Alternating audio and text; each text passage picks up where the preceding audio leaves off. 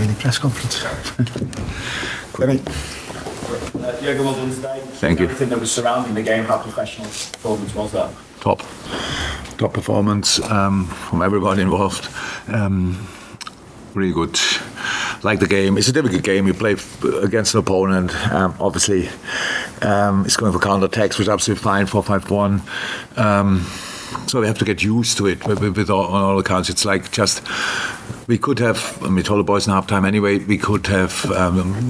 Pass with a bit more purpose, a bit more direction, a bit quicker in moments, but it's difficult. I saw one or two diagonals we tried, which were good, but then through the wind didn't arrive, and then we didn't do it anymore. That makes not too much sense. Scored anyway 2 goals, wonderful. Conceded a set-piece goal, which was well executed. We could have done better in that situation for sure, but anyhow, and then. Saying that it's clear when as dominant as we are, it's clear that if you keep being dominant, and improve in some departments, you will create more chances. What was it? Was the third goal, right? This wonderful half volley, that was the direction you needed. It was a difficult ball for the defender to defend, I would say, and then we could score there. Yeah, and then another screamer from Norwich, and we could finish the game off. All good. Could bring the boys back, could give them minutes, which is very helpful. The kids showed up, were involved in 4 out of 5 goals. That's great. So actually, nothing really to complain.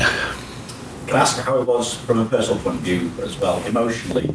What was it like? Yeah, it is, but my job is to.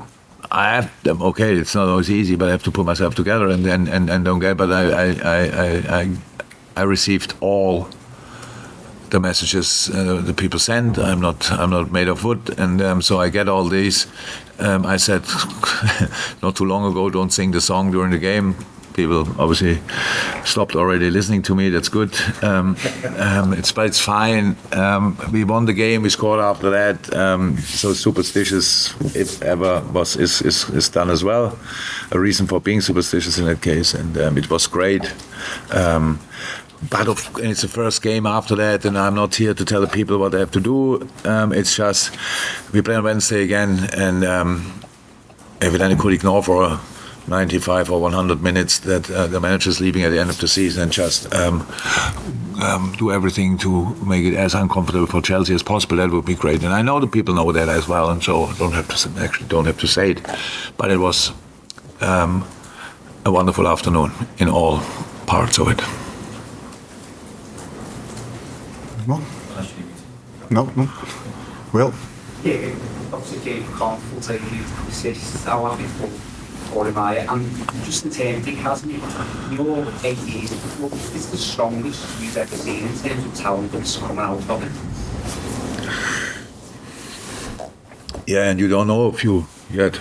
So maybe you know them, but they were not with us yet on the pitch and stuff like this. But there's a lot to come still. So really there. Today Bobby Clark didn't come on, and I think he did particularly well in the last few games. Trey and Dancy are special as well from the U18s. Kumas. There are a lot of really good players coming up still. So yeah, that's academy is a good moment, I would say, producing wise, and it's wonderful. James is probably would consider himself rather as an 8, but a midfielder probably should do if you don't play your whole life on a 6. But he's a smart footballer.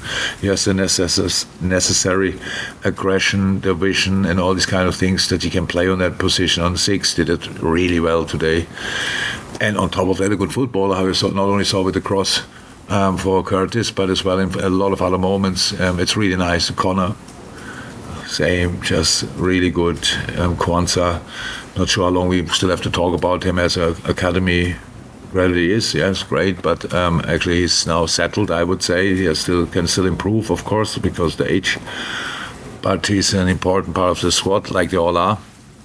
And we wouldn't be where we are if the boys wouldn't have been there. There's no chance. And that's why it's so cool to have them. And it's not about me giving them opportunities. It's about them knocking on the door that I can't ignore it, actually. And that's what they did.